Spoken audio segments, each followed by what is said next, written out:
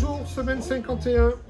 Alors, c'est aujourd'hui donc une réédition qui est devenue rarissime de l'album d'Alice Cooper qui s'appelle Trash. C'est une commande d'un client, j'ai réussi à en trouver un, mais bon, très dur à trouver. Voilà. Hier, j'ai récupéré Bruce Woolley and the Cavern Club, c'est de la pop, synthé pop de 1979, devenu complètement rarissime de nos jours. Voilà. Alors ça, je connaissais pas du tout, mais c'est excellent.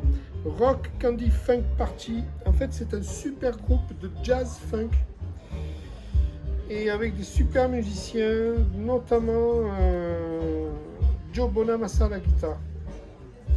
Voilà, des très bons musiciens. Je vous conseille.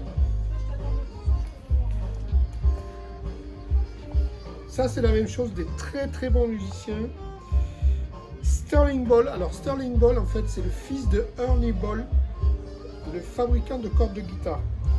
Donc là, il s'est associé avec John Ferraro à la batterie, Jim Cox au piano, et alors il y a des invités prestigieux aux guitares, Steve Vai, Albert Lee, Steve Lukather, Steve Morse, et j'en passe. Voilà, et c'est du blues.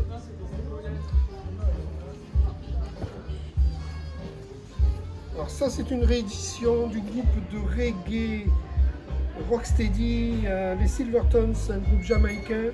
C'est un album de 1973, donc réédité en 2021 en vinyle orange. C'était devenu rarissime. Alors ça, je connaissais pas. Disco Inferno, en fait c'est de la pop indé anglaise, date des années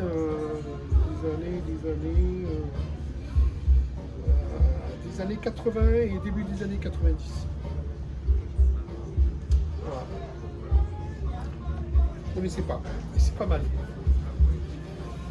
Une nouveauté, c'est Nino, le rappeur français, son dernier album, Créfé. Voilà, il est là. Un excellent guitariste classé dans les 100 meilleurs guitaristes du monde par un magazine américain. Il s'appelle Robert Randolph. Bon, il joue de la pedal steel, c'est-à-dire c'est un instrument qu'on joue assis avec une partie slide. Et là, c'est funk, blues, gospel. Voilà. Soul. Très rare, un triple vinyle.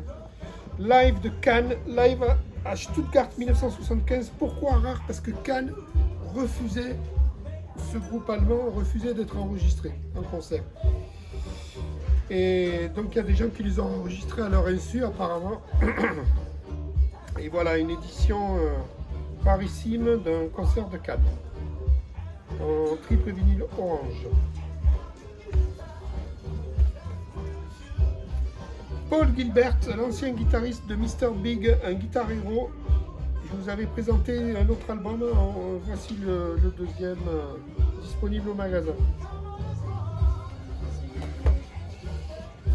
Du label Analog Africa, nous avons Angola Soundtrack, c'est-à-dire la musique angolaise de 1968 à 1976. De l'afrobeat, c'est excellent. Hein, un grand classique, il faut tout le temps l'avoir, c'est Exodus. Bon, bien sûr, ça, c'est pas une originale, c'est une réédition. Exodus de Bob Marley and the Wailers. Album de 1977.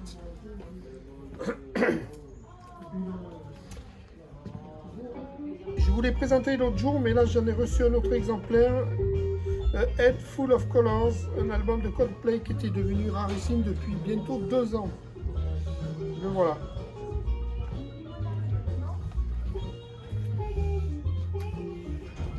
Cody Chestnut, pas très connu, c'est un chanteur américain de soul music. Je crois qu'il est originaire d'Atlanta en Géorgie. Il chante très très bien.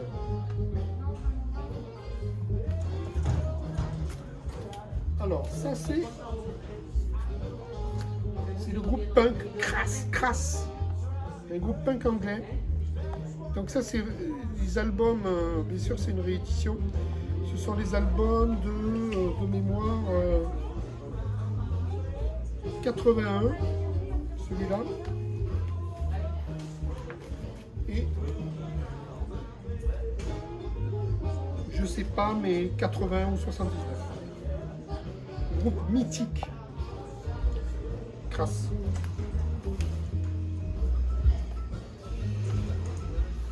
Michael Romeo. Alors lui c'est un super guitar hero, c'est le guitariste de Symphonix, un groupe de métal symphonique. Voilà, un album solo avec beaucoup d'invités.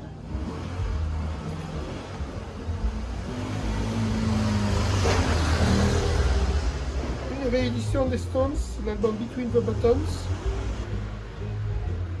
de 1967. Une autre réédition d'un album de 1965. Et voilà, et c'est tout pour aujourd'hui. On se voit demain pour la semaine 52, la dernière semaine. Merci beaucoup.